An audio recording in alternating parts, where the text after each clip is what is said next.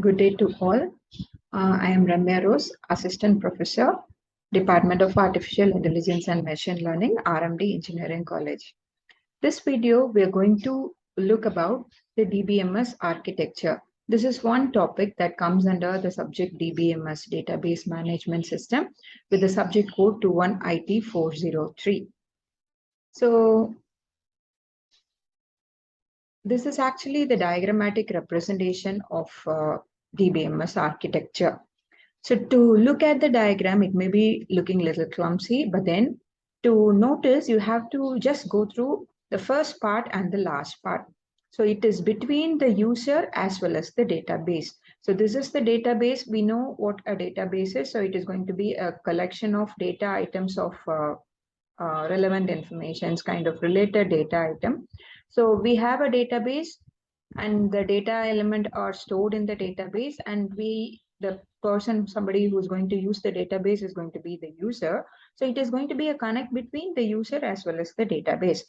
But then between the user as well as the database, we cross two major compartments, which is called as the query processor as well as the storage manager.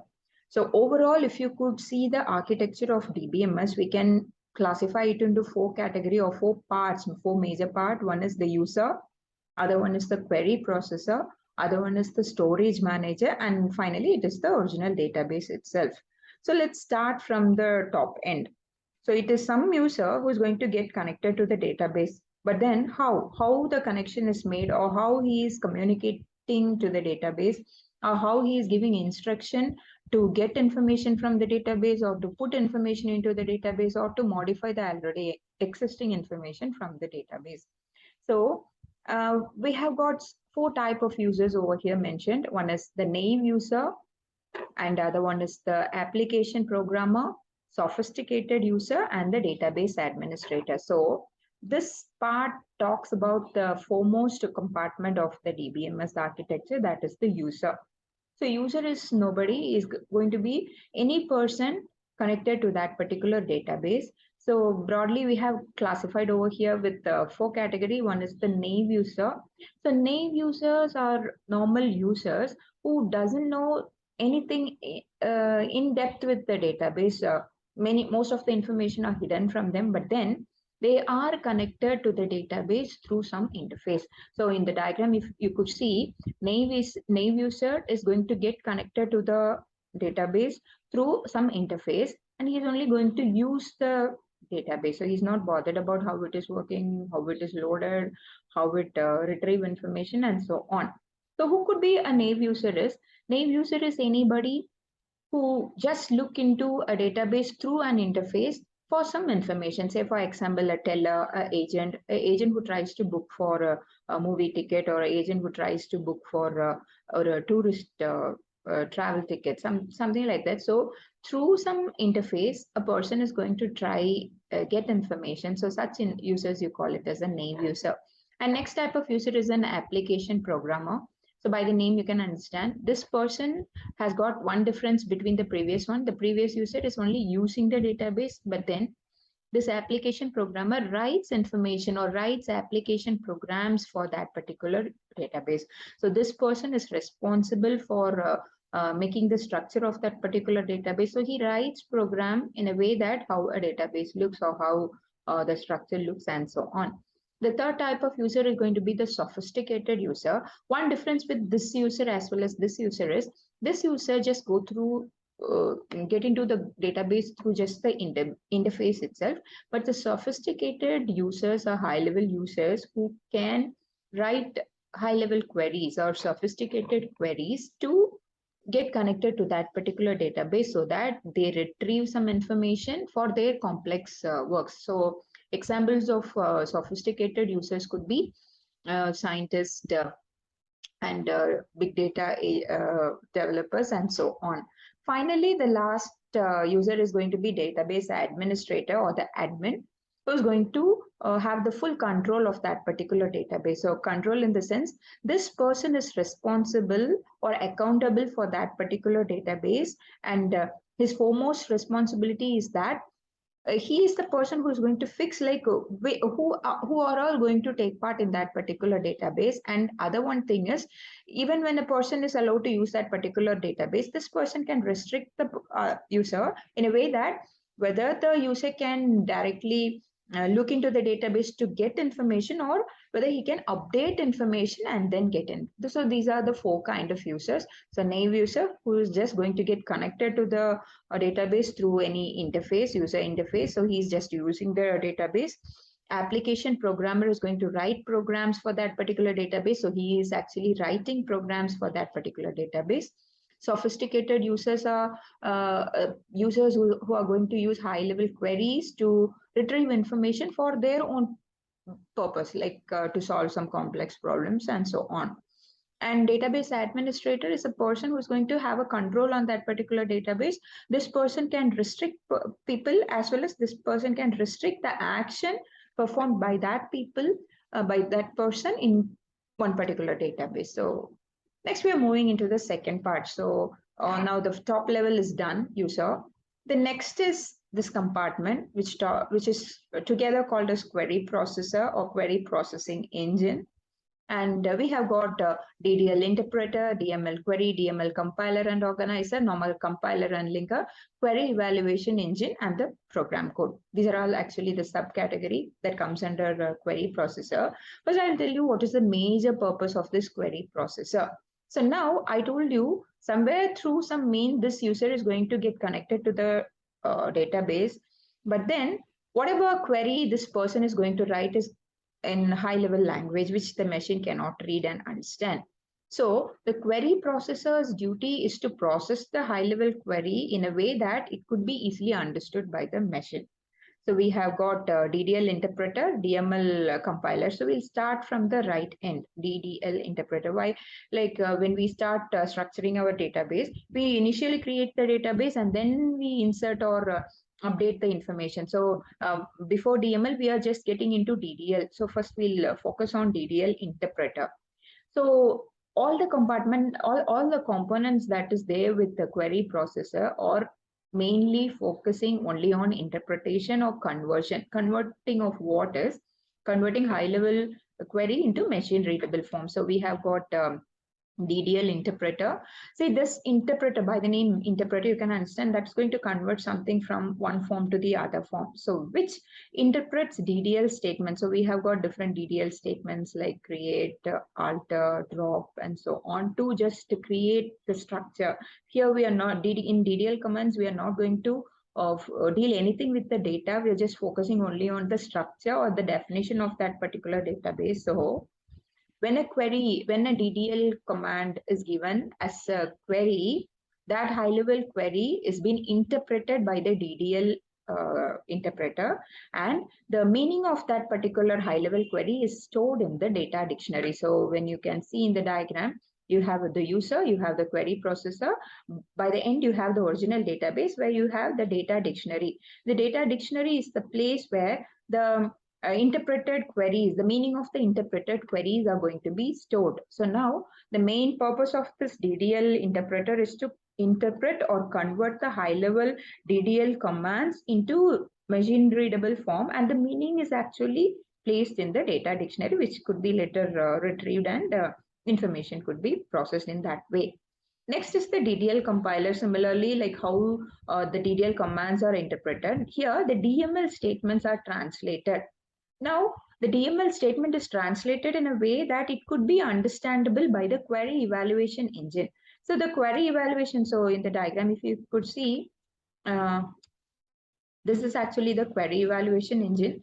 So the DDL interpreter or the DML compiler convert the query into machine readable format, or it should be understandable by the query evaluation engine. So the query evaluation engine is something which is going to execute the low level instruction. So whatever the user has written in high level format, that is being interpreted and converted by these two components called as DDL interpreter and DML compiler. And now the converted low level instruction is being obtained by query evaluation engine. And this is what going to evaluate the query. Say, for example, if the query is of insert query. So now this evaluation engine understands that the data has to be inserted into that database. Or suppose the query written by the user is on update database. So now this evaluation engine understands that some updation has to be happened with the already existing element of that particular database and so on. So the major or the sole purpose of this query processor, the second compartment of DBMS architecture, is just translation, or you can call it as conversion from one form to the other. So in simple language, if you could say, the DDL commands as well as the DML commands are just interpreted, translated, or converted into low-level language, which the query evaluation engine can understand. Now the query evaluation engine understands and do the particular task, or it is called as the execution of that particular query, providing what action to be done, be it insert or update or delete or whatever it is. And the next compartment is going to be the storage manager. So now the user part is over, the query processor part is over. Then the third part is going to be the storage manager. We have got buffer manager, file manager, authorization manager, as well as transaction manager under storage manager. I will tell you what everything deals about. So, sorry, okay. So now, first we'll see about the authorization manager. So by the name and authorization, we can understand that.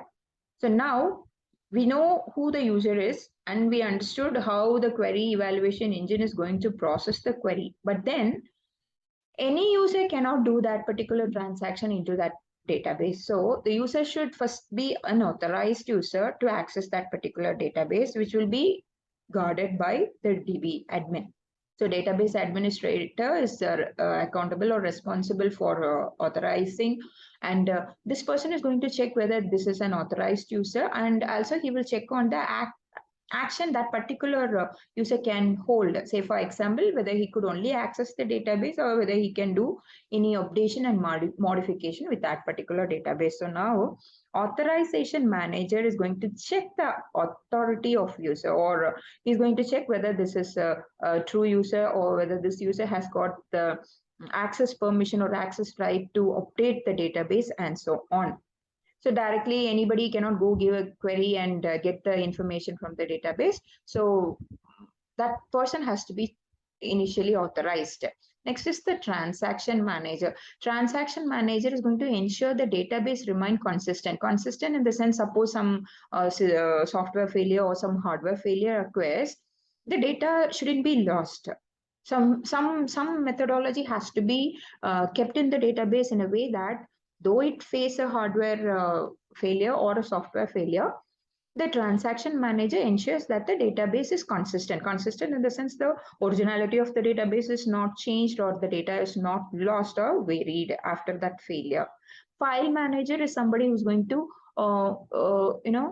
responsible for the allocation of space. So now we know database is not for just for information or file information. We are going to load the database with plenty of related information. But now when we are going to work with the database, the sole purpose of file manager is proper allocation of spaces, like where the information has to be stored, what data structure has to be used for storing that particular information. So when we have too many insert queries, one person is going to insert too many information into your database, like this file manager will fix what data structure has to be used and where the information has to be stored. And finally, the buffer manager. So now in the storage manager, we already crossed three things. So now authorization manager is going to check about the person. And once the person is authorized, next we are going to look at the file manager, like where the information is going to be stored or what data structure is used. And then the transaction manager ensures that there won't be any loss of information when we face a hardware or software failure. And buffer manager is responsible of fetching information and deciding what to cache. So we know what caching is. So when we have too many information loaded somewhere, and it has to be frequently accessed instead of directly going into that particular storage area to retrieve that information. The frequently accessed information could be fetched and cached in main memory so that it could be easily accessed. So buffer manager is going to take care of the fetching of information. So now I told you the storage manager, in the storage manager, the file manager is responsible for storing of information. Now somewhere the information is stored properly and the indexing is done. Now the buffer manager is responsible for how to fetch the information and what to be cached so that the database could be accessed in a way the information could be easily obtained for any query. The last is the database itself. So in the diagram, if I could say, the user part is done. Then we came through the query processor. So the query processor, whatever be the compartments we have inside, the sole purpose is just translation or interpretation of your high-level query into low-level information that could be understood by query evaluation engine. So after the processing is done, we are going to concentrate on four things. One is file manager, which says where the information has to be stored and what type of data structure has to be followed. Authorization manager checks on the authorization or authority of that particular user. Transaction manager ensures that no information is lost or the database is consistent even after a hardware or software failure. And buffer manager is responsible for fetching of information and caching of information so that easily the information could be retrieved from that database. So now we are into the last part, that is the original database itself. So the database holds the data and the integers. So index is somewhere which is called as the key, where through the key we can easily access the data by looking into the key where the information is stored. You can directly go to the location and we can fetch the information. And we have got data dictionary. So this is the place where the translated information, the meaning of the translated information is put, which could be later taken and accessed by the query evaluation engine. So that is with the architecture of database management system. Hope you understood and hope you find the video useful. Thank you.